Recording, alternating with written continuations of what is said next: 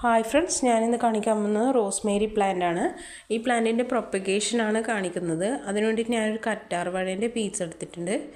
അതിനുശേഷം ഇത് Rosemary plant cut ചെയ്യാണ്. ബ്ലേഡ് വെച്ചിട്ട് അടിഭാഗം നല്ല കട്ടിയുള്ള ഭാഗം നോക്കി കട്ട് ചെയ്യാണ്.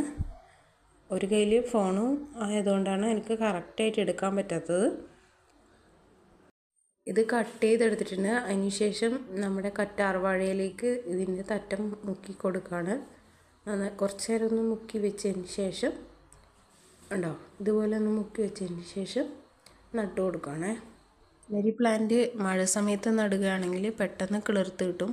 അതുപോലെ വെള്ളത്തിൽ വെച്ചിട്ട് ഇത് പ്രൊപ്പഗേറ്റ് ചെയ്യാവുന്നതാണ്. ഇത് പിടിച്ച് കിട്ടുന്നത് വരെ ഷെയ്ഡിൽ തന്നെ വെക്കുക.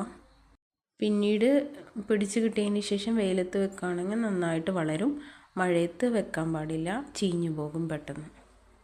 ഈ പ്ലാന്റിൻ്റെ ഉപയോഗങ്ങളും മറ്റു സവിശേഷതകളും ഞാൻ മുമ്പ് ഒരു വീഡിയോയിൽ ചെയ്തിട്ടുണ്ടായിരുന്നു. അതിൻ്റെ ലിങ്ക് ഞാൻ താഴെ കൊടുത്തിട്ടുണ്ട്. കാണാത്തവർ കണ്ടു നോക്കണം. പിന്നെ സപ്പോർട്ട് ചെയ്യാനും മറക്കല്ലേ.